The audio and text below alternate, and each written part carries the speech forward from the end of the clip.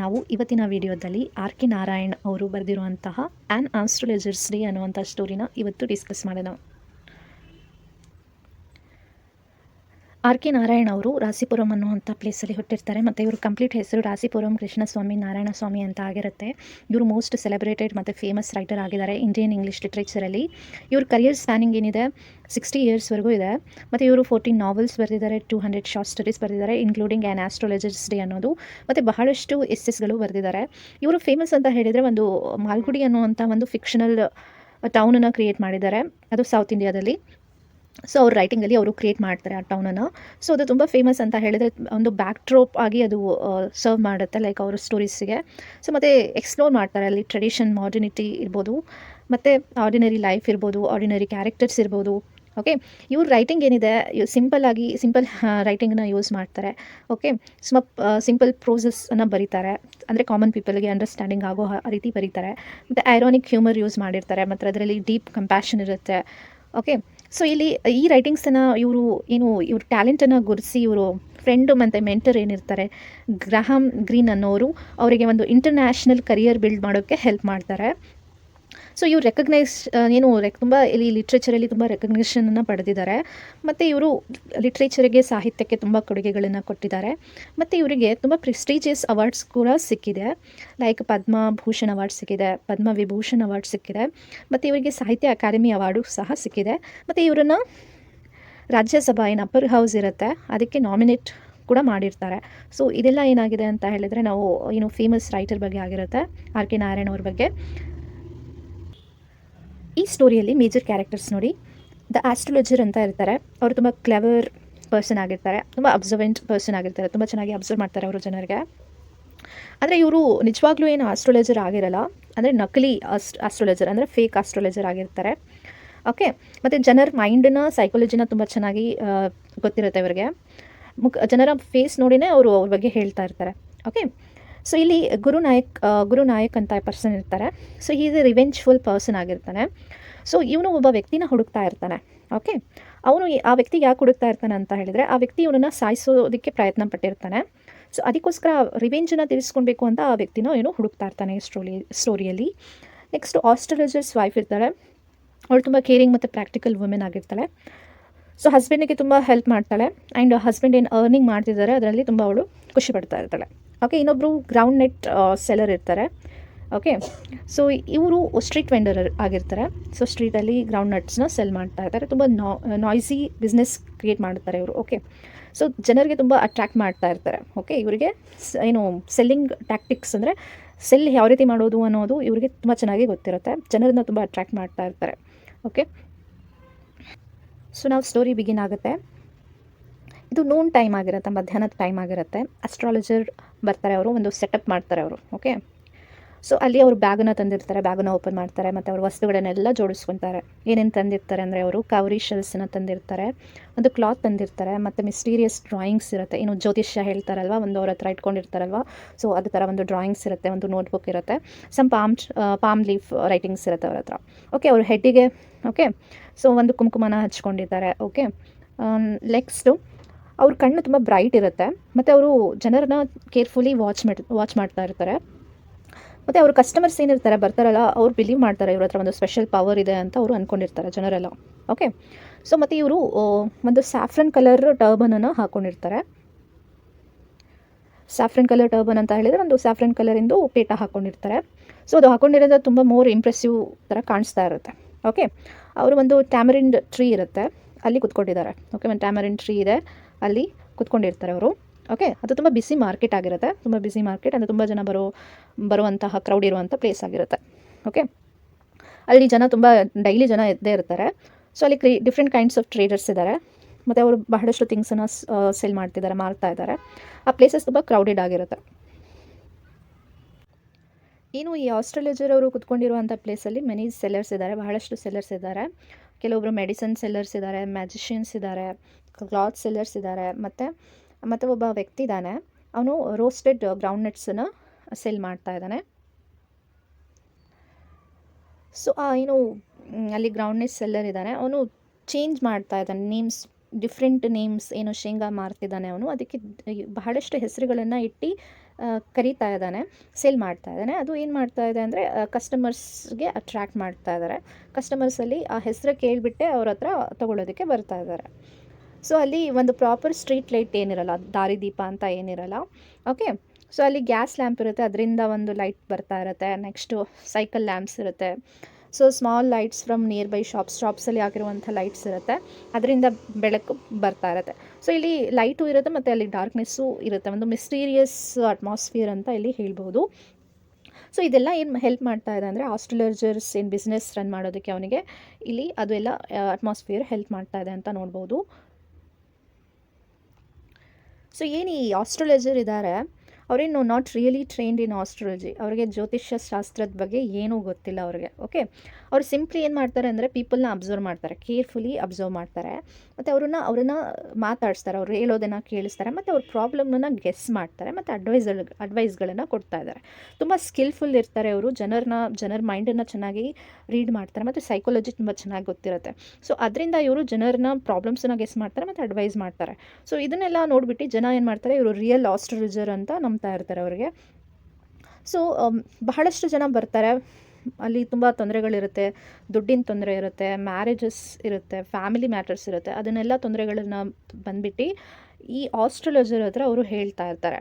Okay, ಇವ್ರು ಎಷ್ಟು charge ಮಾಡ್ತಿರ್ತಾರೆ ಅಂದರೆ only 3 paise for each question.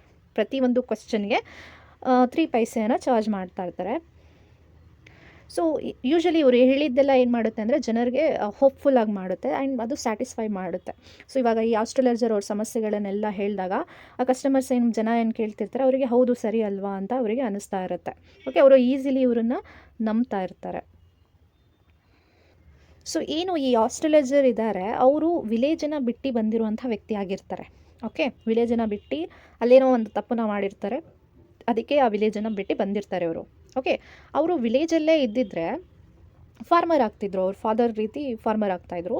But ಅವ್ರ ವಿಧಿ ಏನಿದೆ, ಅವರಿಗೆ ಡಿಫ್ರೆಂಟ್ ಪಾತನ್ನು ಚೂಸ್ ಮಾಡಿದೆ. ಸೊ ಅವ್ರ ಫಾದರ್ ಜೊತೆ ಇದ್ದಿದ್ರೆ ಅವರು ಫಾರ್ಮರ್ ಆಗ್ತಾಯಿದ್ರು, ಆದರೆ ಆ ವಿಲೇಜ್ ಬಿಟ್ಟು ಬಂದು ಇಲ್ಲಿ ಅವರು ಆಸ್ಟ್ರಾಲಜರ್ ಆಗಿದ್ದಾರೆ ಅನ್ನೋದು ನೋಡ್ಬೋದು. ಸೊ ನೆಕ್ಸ್ಟ್ ಏನಾಗುತ್ತೆ, ನೈಟ್ ಆಗಿಬಿಡುತ್ತೆ, ರಾತ್ರಿ ಆಗೋ ಟೈಮ್ ಆಗಿಬಿಡುತ್ತೆ. ಆ ಗ್ರೌಂಡ್ ನಟ್ ಸೆಲ್ಲರ್ ಏನಿರ್ತಾರೆ, ಆ ಶೇಂಗಾನ ಮಾರುವಂಥ ಸೆಲ್ಲರ್ ಏನಿರ್ತಾನೆ, ಅವನ್ನೆಲ್ಲ ಪ್ಯಾಕಪ್ ಮಾಡ್ಕೊಂಡು ಹೋಗ್ತಾನೆ. ಓಕೆ, ಹೋದಾಗ ಸೊ ಆಸ್ಟ್ರಾಲಜರು ಸಹ ಏನು ಮಾಡ್ತಾರೆ, ಅವರು ಪ್ಯಾಕಿಂಗ್ ಮಾಡ್ಕೊತಾ ಇರ್ತಾರೆ, ಇನ್ನೇನು ಹೋಗಬೇಕು ಅಂತ ಡಿಸೈಡ್ ಮಾಡ್ತಿರ್ತಾರೆ. ಅಷ್ಟರಲ್ಲೇ ಒಬ್ಬ ಸ್ಟ್ರೇಂಜರ್ ಬರ್ತಾರೆ. ಸ್ಟ್ರೇಂಜರ್ ಬಂದುಬಿಟ್ಟು ಅವರು ಮುಂದೆ ನಿಲ್ಕೊಳ್ತಾರೆ. ಸೊ ಆಸ್ಟ್ರಾಲಜರ್ ಅವರನ್ನು ಕರೀತಾರೆ, ಬಾ ಇಲ್ಲಿ ಕುತ್ಕೊ, ನಿನಗೆ ಹೇಳ್ತೀನಿ, ಏನೋ ಹೇಳಬೇಕು ನಿನ್ನ ಹತ್ರ ಅಂತ ಹೇಳಿ ಅವ್ರಿಗೆ ಕರೀತಾರೆ. ಮತ್ತು ಆ ಸ್ಟ್ರೇಂಜರ್ ಏನಿರ್ತಾರೆ ಅವ್ರಿಗೆ ಚಾಲೆಂಜ್ ಮಾಡ್ತಾರೆ, ಪ್ರೂವ್ ಮಾಡು ನಿನ್ನ ರಿಯಲ್ ಆಸ್ಟ್ರಾಲಜರಾ ಅಂತ ಪ್ರೂವ್ ಮಾಡು ನನಗೆ ಅಂತ ಇಲ್ಲಿ ಅವರು ಕೇಳ್ತಾರೆ. ಸೊ ಆಯಿತು ಅಂತ ಅವರು ಒಂದು ಡೀಲನ್ನು ಮಾಡ್ತಾರೆ. ಓಕೆ, ಸೊ ಫೈನಲಿ ಅವರು ಡೀಲ್ ಮಾಡ್ತಾರೆ. ಆಸ್ಟ್ರಾಲಜರ್ ಹೇಳ್ತಾರೆ, ನಾನು ರಾಂಗ್ ಆದರೆ ಓಕೆ, ಸೊ ನಾನು ನಿನಗೆ ಹಣನ ವಾಪಸ್ ಕೊಡ್ತೀನಿ ಮತ್ತು ಎಕ್ಸ್ಟ್ರಾ ಅಮೌಂಟ್ ಕೊಡ್ತೀನಿ ಅದ್ರ ಜೊತೆಗೆ ಅಂತ ಇಲ್ಲಿ ಹೇಳ್ತಾರೆ. ಸೊ ಆ ಏನು ಆ ಸ್ಟ್ರೇಂಜರ್ ಏನಾದರೂ ರೈಟ್ ಆದರೆ, ಸೊ ಫಾರ್ ಎಕ್ಸಾಂಪಲ್ ಇವಾಗ ಆಸ್ಟ್ರಾಲಜರ್ ರಾಂಗ್ ಆದರೆ ಅವರು ಪೇ ಮಾಡಬೇಕು. ಇವಾಗ ಆಸ್ಟ್ರಾಲಜರ್ ರೈಟ್ ಆದರೆ ಈ ಮ್ಯಾನ್ ಏನಿರ್ತಾನೆ, ಸ್ಟ್ರೇಂಜರ್ ಏನಿರ್ತಾನೆ, ಅವರು ತುಂಬ ಹಣನ ಕೊಡಬೇಕಾಗುತ್ತೆ ಅವರಿಗೆ ಅಂತ ಇಲ್ಲಿ ಅವರು ಇಬ್ಬರು ಕಂಡೀಷನ್ನ ಒಪ್ಕೊಂಡು ಇವಾಗ ಅವರನ್ನು ಅಂದರೆ ಚೆಕ್ ಮಾಡ್ತಾರೆ, ಅವರು ರಿಯಲ್ ಆಸ್ಟ್ರಾಲಜರ ಅಲ್ವಾ ಅಂತ ಚೆಕ್ ಮಾಡ್ತಾರೆ.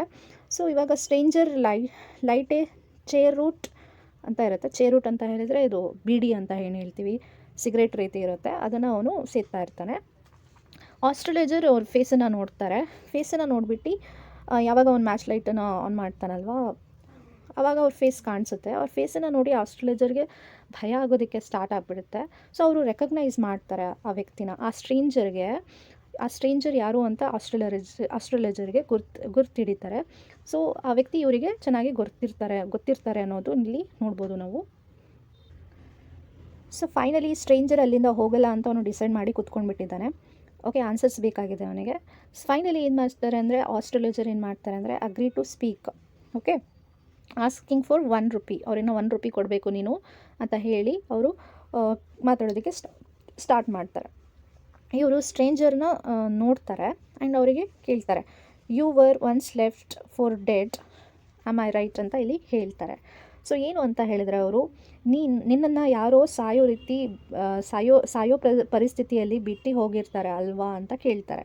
ಸ್ಟ್ರೇಂಜರ್ ಇದನ್ನು ಕೇಳಿಬಿಟ್ಟು ಅವನಿಗೆ ಶಾಕ್ ಆಗಿಬಿಡುತ್ತೆ. ಎಸ್ ಇಟ್ ವಾಸ್ ಟ್ರೂ ಅಂತ ಹೇಳ್ತಾರೆ. ಎಸ್ ಹೌದು, ನನ್ನನ್ನು ಯಾರೋ ಸಾಯೋ ಪರಿಸ್ಥಿತಿಯಲ್ಲಿ ಬಿಟ್ಟು ಹೋಗಿಬಿಟ್ಟಿದ್ರು, ನನಗೆ ಯಾರೋ ಸಾಯಿಸೋಕ್ಕೆ ಪ್ರಯತ್ನ ಪಟ್ಟು ನನ್ನನ್ನು ಬಿಟ್ಟು ಹೋಗಿಬಿಟ್ಟಿದ್ರು, ಹೌದು ನಿಜ ಅಂತ ಇಲ್ಲಿ ಅವರು ಒಪ್ಕೊಳ್ತಾರೆ. ಸೊ ಇಲ್ಲಿ ಆಸ್ಟ್ರೇಲಿಯರ್ ಹೇಳ್ತಾರೆ, ಕಂಟಿನ್ಯೂ ಮಾಡ್ತಾರೆ. ಅವ್ರು ಹೇಳ್ತಾರೆ, ನಿನ್ನ ಯಾರೋ ಚಾಕುವಿಂದ ಚುಚ್ಚಿಬಿಟ್ಟಿದ್ರು, ಮತ್ತು ನಿನ್ನನ್ನು ಒಂದು ಅಂದರೆ ಒಂದು ಬಾವಿಯಲ್ಲಿ ಹಾಕಿಬಿಟ್ಟು ಅಲ್ಲಿಂದ ಓಡೋಗಿದ್ರು ನಿಜ ತಾನೆ, ಮತ್ತು ನಿನ್ನನ್ನು ಯಾರೋ ಬಂದು ರೆಸ್ಕ್ಯೂ ಮಾಡಿದರು, ನಿನ್ನನ್ನು ಯಾರೋ ಸೇವ್ ಮಾಡಿದರು ತಾನೆ ಅಂತ ಇಲ್ಲಿ ಆಸ್ಟ್ರೇಲಿಯರ್ ಆ ವ್ಯಕ್ತಿಗೆ ಹೇಳ್ತಾನೆ. ಸ್ಟ್ರೇಂಜರ್ ತುಂಬ ಎಕ್ಸೈಟೆಡ್ ಆಗಿಬಿಡುತ್ತೆ, ಅವನಿಗೆ ಫುಲ್ ಆಶ್ಚರ್ಯ ಆಗುತ್ತೆ, ಏನಪ್ಪ ಇವನು ಎಷ್ಟು ಕರೆಕ್ಟಾಗಿ ಹೇಳ್ತಾ ಇದ್ದಾನಲ್ಲ ಅಂತ ಅವನಿಗೆ ಆಶ್ಚರ್ಯ ಆಗುತ್ತೆ. ಸೊ ಇಲ್ಲಿ ಹೇಳ್ತಾನೆ, he could take revenge on the man who attacked him. So ಇಲ್ಲಿ ಇವನು ಹೇಳ್ತಾನೆ, ಇವನ ಉದ್ದೇಶ ಏನು ಇಲ್ಲಿ ಬಂದಿರೋದಂದರೆ, ಸೊ ಆ ವ್ಯಕ್ತಿ ಯಾರು ನನಗೆ ಸಾಯಿಸೋದಕ್ಕೆ ಪ್ರಯತ್ನ ಪಟ್ಟಿದ್ದ, ಆ ವ್ಯಕ್ತಿನ ನಾನು ಹುಡುಕ್ತಾ ಇದ್ದೀನಿ, ಅವನ ಮೇಲೆ ನಾನು ರಿವೆಂಜ್ ತೊಗೊಳ್ಬೇಕು ಅಂತ ಇಲ್ಲಿ ಆ ಸ್ಟ್ರೇಂಜರು ಆಸ್ಟ್ರೇಲಿಯರ್ಗೆ ಹೇಳ್ತಾನೆ. ನೆಕ್ಸ್ಟ್ ಆಸ್ಟ್ರೇಲಿಯರ್ ರಿಪ್ಲೈ ಮಾಡ್ತಾನೆ, ಆ ವ್ಯಕ್ತಿ ಯಾರು ನಿನಗೆ ಸಾಯಿಸೋದಕ್ಕೆ ಪ್ರಯತ್ನ ಪಟ್ಟ, ಅವನು 4 ಮಂತ್ಸ್, ಓಕೆ, ಅಲ್ಲೇ 4 ತಿಂಗಳು ಆಗಿಬಿಟ್ಟಿದೆ, ಅವನು ಅಲ್ಲೇ ಸತ್ತು ಹೋಗಿಬಿಟ್ಟಿದ್ದಾನೆ. ಫಾರ್ ಅವೇ ಟೌನ್ ಅಂದರೆ ತುಂಬ ದೂರದಲ್ಲಿರುವಂಥ ಟೌನಲ್ಲಿ ಅವನು ಸತ್ತು ಹೋಗಿಬಿಟ್ಟಿದ್ದಾನೆ, ಮತ್ತು ಇವಾಗ ಅವನಿಗೆ ಹುಡುಕೋದ್ರಲ್ಲಿ ಏನೂ ಪ್ರಯೋಜನ ಇಲ್ಲ, ಅವನು ಆಲ್ರೆಡಿ ಸತ್ತು ಹೋಗಿಬಿಟ್ಟಿದ್ದಾನೆ ಅಂತ ಇಲ್ಲಿ ಆಸ್ಟ್ರೇಲಿಯರ್ ಹೇಳ್ತಾರೆ. ಮತ್ತು ಆಸ್ಟ್ರೇಲಿಯರ್ ಸರ್ಪ್ರೈಸ್ ಆಗಿ ಸ್ಟ್ರೇಂಜರ್ಗೆ ಅವ್ರ ಹೆಸರಿಂದ ಕರೀತಾರೆ, ಬೈ ಹಿಸ್ ನೇಮ್, ಗುರು ನಾಯಕ್ ಅಂತ ಇಲ್ಲಿ ಹೇಳ್ತಾರೆ ಅವ್ರ ಹೆಸರು. ಸೊ ನೆಕ್ಸ್ಟು ಗುರುನಾಯಕ್ಗೆ ಆಶ್ಚರ್ಯ ಆಗಿಬಿಡುತ್ತೆ, ಏನಪ್ಪ ಇವನಿಗೆ ನನ್ನ ಹೆಸರು ಗೊತ್ತಿದೆಯಲ್ಲ ಅಂತ ಅವನಿಗೆ ಆಶ್ಚರ್ಯ ಆಗುತ್ತೆ. ಮತ್ತು ಆಸ್ಟ್ರೇಲೈಸರು ಅವರಿಗೆ ಅಡ್ವೈಸ್ ಮಾಡ್ತಾರೆ, ಮನೆಗೆ ಹೋಗಿಬಿಡು, ಇಮಿಡಿಯೇಟಾಗಿ ಮನೆಗೆ ಹೋಗಿಬಿಡು, ಮತ್ತು ನೆವರ್ ಟ್ರಾವೆಲ್ ಸೌತ್ ಅಗೇನ್, ಮತ್ತು ಸೌತ್ ಕಡೆ ಯಾವತ್ತೂ ಬರೋಕ್ಕೆ ಹೋಗಬೇಡ ಅಂತ ಇಲ್ಲಿ ಹೇಳ್ತಾರೆ. ಮತ್ತು ಅವರಿಗೆ ಸೀಕ್ರೆಟ್ ಆ್ಯಕ್ಷಸ್ ಕೆಲವೊಂದು ಬೂದಿನ ಅವರಿಗೆ ಕೊಡ್ತಾರೆ, ನಿನ್ನ ಪ್ರೊಟೆಕ್ಷನಿಗೆ ಅಂತ ಹೇಳಿ ಕೊಡ್ತಾರೆ. ಮತ್ತು ನಾನು ಹೇಳ್ದಂಗೆ ಕೇಳಿದರೆ ನೀನು ತುಂಬ ಲಾಂಗ್ ಲೈಫನ್ನ ಬದುಕ್ತೀಯಾ ಅಂತ ಇಲ್ಲಿ ಹೇಳ್ತಾರೆ. ಸೊ ಗುರುನಾಯಕ್ ಏನು ಮಾಡ್ತಾರೆ ಅಂದರೆ, ಅವರು ಹೇಳಿದ್ದನ್ನೆಲ್ಲ ನಂಬ್ಕೊಂಡ್ಬಿಟ್ಟು ಅವರು ಖುಷಿಯಾಗಿ ಹೋಗ್ತಾರೆ, ಅಂದ್ಕೊಳ್ತಾರೆ ಮನಸ್ಸಲ್ಲಿ ಅವ್ರ ಎನಿಮಿ ಆಲ್ರೆಡಿ ಸತ್ತು ಹೋಗಿಬಿಟ್ಟಿದ್ದಾನೆ ಅಂತ ಹೇಳಿಬಿಟ್ಟು ಖುಷಿಯಾಗಿ ಅಲ್ಲಿಂದ ಅವರು ಹೋಗ್ತಾರೆ. ಸೊ ನೆಕ್ಸ್ಟು ಮಿಡ್ ನೈಟ್ ಆಗಿಬಿಟ್ಟಿರುತ್ತೆ, ಆಸ್ಟ್ರೇಲಿಯರ್ ಮನೆಗೆ ಬರ್ತಾರೆ. ಮನೆಗೆ ಬಂದು ಅವ್ರ ವೈಫ್ ತುಂಬ ಖುಷಿ ಆಗ್ತಾರೆ, ಯಾಕಂದರೆ ಇವತ್ತು ಅವರು ತುಂಬ ಜಾಸ್ತಿ ಹಣನ ತಂದಿರ್ತಾರೆ. ಮತ್ತು ಆಸ್ಟ್ರೇಲಿಯರ್ ಇನ್ನೂ ವರೀಡ್ ಕಾಣಿಸುತ್ತಾ ಇದೆ ಅವ್ರ ಫೇಸಲ್ಲಿ, ಯಾಕೋ ಅಪ್ಸೆಟ್ ಇದ್ದಾರೆ ಆ ರೀತಿ ಕಾಣಿಸ್ತಾರೆ. ಮತ್ತು ಅವ್ರ ವೈಫ್ ಕೇಳಿದಾಗ ಅವರು ಕನ್ಫೆಸ್ ಹೇಳ್ತಾರೆ ಇರೋ ವಿಷಯನ ಅವರಿಗೆ ಹೇಳ್ತಾರೆ. ತುಂಬ ವರ್ಷಗಳ ಹಿಂದೆ ಅವರು ಒಬ್ಬ ವ್ಯಕ್ತಿ ಇರ್ತಾರೆ, ಏನು ಕುಡಿದಿರುವಂಥ ನಶೆಯಲ್ಲಿ ಒಬ್ಬ ವ್ಯಕ್ತಿ ಜೊತೆ ಇವರಿಗೆ ಜಗಳ ಆಗಿರುತ್ತೆ, ಮತ್ತು ಇವರು ಆ ವ್ಯಕ್ತಿನ ಸಾಯಿಸಿಬಿಟ್ಟಿರ್ತಾರೆ. ಮತ್ತು ಸಾಯಿಸಿರೋದ್ರಿಂದ ಅಲ್ಲಿಂದ ಯಾರಾದರೂ ಮತ್ತೆ ಹಿಡಿತಾರೆ ನನ್ನನ್ನು, ಯಾರಿಗಾದ್ರೂ ಗೊತ್ತಾಗಬಾರ್ದು ಅಂತ ಹೇಳಿಬಿಟ್ಟು ಆ ವಿಲೇಜಿಂದ ಓಡಿ ಬಂದಿರ್ತಾರೆ. ಬಿಕಾಸ್ ಆಫ್ ಗಿಲ್ಟಿಂದ ಆ ವಿಲೇಜನ್ನು ಬಿಟ್ಟು ಅವ್ರು ಬಂದಿರ್ತಾರೆ. ಇವಾಗ ಅವ್ರಿಗೆ ರಿಯಲೈಸ್ ಆಗುತ್ತೆ, ಏನು ಆ ವ್ಯಕ್ತಿಗೆ ಇವರು ಸಾಯಿಸಿದ್ರು, ಅವನು ಇನ್ನೂ ಬದುಕಿದ್ದಾನೆ, ಸರ್ವೈವ್ ಆಗಿದ್ದಾನೆ ಅಂತ ಇಲ್ಲಿ ಅವ್ರಿಗೆ ಗೊತ್ತಾಗುತ್ತೆ. ಅವರು ಅಂದ್ಕೊಳ್ತಾರೆ, ಏನು ಒಂದು ಬರ್ಡನ್ ಇತ್ತು, ಒಂದು ಗಿಲ್ಟ್ ಇತ್ತು, ಇವತ್ತು ಆ ಗಿಲ್ಟ್ ಹೋಗಿಬಿಟ್ಟಿದೆ ಅಂತ ಅವರು ಅಂದ್ಕೊಳ್ತಾರೆ. ಮತ್ತು ಅವ್ರ ಹಾರ್ಟ್ ಏನಾಗುತ್ತೆ, finally went to sleep peacefully ಅಂತ ಹೇಳ್ಬೋದು. ಸೊ ಆ ವ್ಯಕ್ತಿನ ಯಾರು, ಈ ಆಸ್ಟ್ರೇಲಿಯರೇ ಆ ವ್ಯಕ್ತಿನ ಸಾಯಿಸೋದಕ್ಕೆ ಪ್ರಯತ್ನ ಪಡ್ತಿರ್ತಾರೆ. ಏನು ಆ ಸ್ಟ್ರೇಂಜರ್ ಬಂದಿರ್ತಾರಲ್ವ, ಇವ್ರ ಹತ್ರ ಆಸ್ಟ್ರಾಲಜಿ ಭವಿಷ್ಯ ಕೇಳೋದಕ್ಕೆ ಬಂದಿರ್ತಾರಲ್ವ, ಸೊ ಅದೇ ವ್ಯಕ್ತಿಗೆ ಇವರು ಏನು ಆಸ್ಟ್ರೇಲಿಯರ್ ಇರ್ತಾರೆ, ಒಂದು ಟೈಮಲ್ಲಿ ಅವರನ್ನು ಸಾಯಿಸೋದಕ್ಕೆ ಪ್ರಯತ್ನಪಟ್ಟು ಊರು ಬಿಟ್ಟು ಬಂದಿರ್ತಾರೆ. ಓಕೆ, ಸೊ ಆ ಪಾಸ್ಟನ್ನು ಯೂಸ್ ಮಾಡ್ಕೊಂಡು ಅವರಿಗೆ ಇವರು ಭವಿಷ್ಯ ಹೇಳಿರ್ತಾರೆ. ಸೊ ಏನು ಆ ಪಾಸ್ಟ್ ಅನ್ನೋದು ಏನಿದೆ ಇವರಿಗೆ ಸೇವ್ ಮಾಡ್ತು ಅನ್ನೋದು ಇಲ್ಲಿ ನಾವು ನೋಡ್ಬೋದು. ಸೊ ಫೈನಲಿ ಈ ಸ್ಟೋರಿನ ನಾವು ಕನ್ಕ್ಲೂಡ್ ಮಾಡ್ಬೋದು, ಒಂದು ಎಂಗೇಜಿಂಗ್ ಶಾರ್ಟ್ ಸ್ಟೋರಿ ಅಂತ ಹೇಳ್ಬೋದು. ಸೊ ಏನಿದರಲ್ಲಿ ಸಸ್ಪೆನ್ಸ್ ಇದೆ, ಐರನಿ ಇದೆ, ಮತ್ತು ಹ್ಯೂಮನ್ ಎಮೋಷನ್ಸ್ ತುಂಬ ಚೆನ್ನಾಗಿ ಡಿಪಿಕ್ಟ್ ಮಾಡಿದ್ದಾರೆ. ಮತ್ತು ಇಲ್ಲಿ ಈ ಸ್ಟೋರಿ ತೋರಿಸುತ್ತೆ ಹೇಗೆ ಗಿಲ್ಟ್ ಅನ್ನೋದು ಪರ್ಸನಿಗೆ ಟ್ರಬಲ್ ಮಾಡುತ್ತೆ, ಮತ್ತು ಟ್ರುತ್ ಫೈನಲಿ ಬ್ರಿಂಗ್ ಪ್ರೇಸ್ ಅನ್ನೋ ಸತ್ಯ ಅನ್ನೋದು ಯಾವ ರೀತಿ ಫೈನಲಿ ಪೀಸನ್ನು ತರುತ್ತೆ ಅನ್ನೋದು ಹೇಳ್ಬೋದು. ಮತ್ತು ಈ ಸ್ಟೋರಿ ಟೀಚ್ ಮಾಡುತ್ತೆ, ಇಂಟೆಲಿಜೆಂಟು ಕೇರ್ಫುಲ್ ಅಬ್ಸರ್ವೇಷನ್ ಅನ್ನೋದು ಫೇಟ್ ಅನ್ನೋದು ಸಮ್ಟೈಮ್ಸ್ ಚೇಂಜಸ್ ಪರ್ಸನ್ ಲೈಫ್ ಅಂತ ಇಲ್ಲಿ ಹೇಳ್ಬೋದು. ಎಂಡಲ್ಲಿ ಆಸ್ಟ್ರೇಲಿಯರ್ಗೆ ರಿಲೀವ್ ಆಗುತ್ತೆ, ಓಕೆ, ರಿಲ್ಯಾಕ್ಸ್ ಆಗುತ್ತೆ. ಯಾವಾಗ ಅಂತ ಹೇಳಿದರೆ, ಯಾರಿಗೆ ಇವರು ಸಾಯಿಸೋದಕ್ಕೆ ಪ್ರಯತ್ನ ಪಟ್ಟಿರ್ತಾರೆ ಆ ವ್ಯಕ್ತಿ ಬದುಕಿದ್ದಾನೆ ಅನ್ನೋವಂಥದ್ದು ಏನು ಮಾಡುತ್ತೆ, ಆ ಸತ್ಯ ಏನು ಮಾಡುತ್ತೆ, ಇವರಿಗೆ ತಲೆ ಮೇಲಿಂದ ಒಂದು ಬರ್ಡನನ್ನು ತೆಗ್ದಂಗೆ ಆಗುತ್ತೆ. ಮತ್ತು ಇವರು ಆ ಫಿಯರ್ ಮತ್ತು ರಿಗ್ರೆಟಿಂದ ಹೊರಗಡೆ ಬರ್ತಾರೆ, ಫೈನಲಿ ಒಂದು ರಿಲೀಫ್ ಫೀಲ್ ಮಾಡ್ತಾರೆ. ಸೊ ಇಲ್ಲಿ ರೀಡರ್ಸ್ಗೆ ಒಂದು ಪವರ್ಫುಲ್ ಮೆಸೇಜನ್ನು ಈ ಸ್ಟೋರಿ ಕೊಡುತ್ತೆ. ಏನಂತ ಹೇಳಿದ್ರೆ, ಡೆಸ್ಟಿನಿ, ಫರ್ಗಿವ್ನೆಸ್ ಮತ್ತು ಬರ್ಡನ್ ಆಫ್ ಕಾನ್ಷಿಯಸ್ನೆಸ್ ಅನ್ನೋದು ಯಾವ ರೀತಿ ಎಫೆಕ್ಟ್ ಮಾಡುತ್ತೆ ಪರ್ಸನ್ ಲೈಫ್ ಮೇಲೆ ಅನ್ನೋದು ಈ ಸ್ಟೋರಿ ಮೂಲಕ ನಾವು ನೋಡ್ಬೋದು. ಈ ಸ್ಟೋರಿಯಲ್ಲಿ ಮೇಜರ್ ಥೀಮ್ಸ್ ಅಂತ ಹೇಳಿದರೆ, ಫೇಟ್ ಆ್ಯಂಡ್ ಡೆಸ್ಟಿನಿ ಅಂತ ಇದೆ, ಗಿಲ್ಟ್ ಆ್ಯಂಡ್ ರಿಡೆಂಪ್ಷನ್ ಅಂತ ಇದೆ, ಅಪಿಯರೆನ್ಸ್ ವರ್ಸಸ್ ರಿಯಾಲಿಟಿ ಇದೆ, ಹ್ಯೂಮನ್ ಸೈಕಾಲಜಿ ಇದೆ, ಐರನಿ ಅಂತ ಇದೆ, ಫರ್ಗಿವ್ನೆಸ್ ಆ್ಯಂಡ್ ಮೂವಿಂಗ್ ಆನ್ ಅನ್ನೋದಿದೆ, ಟ್ರುತ್ ಆ್ಯಂಡ್ ಸೆಲ್ಫ್ ರಿಯಲೈಸೇಷನ್ ಅನ್ನೋದು ಈ ಸ್ಟೋರಿಯಲ್ಲಿ ಇಂಪಾರ್ಟೆಂಟ್ ಥೀಮ್ಸ್ ಆಗಿರುತ್ತೆ, ಮತ್ತು ಸರ್ವೈವಲ್ ಮತ್ತು ಸೆಕೆಂಡ್ ಚಾನ್ಸ್ ಅನ್ನೋದು ಈ ಸ್ಟೋರಿಯ ಇಂಪಾರ್ಟೆಂಟ್ ಥೀಮ್ಸ್ ಆಗಿ ನಾವು ನೋಡ್ಬೋದು.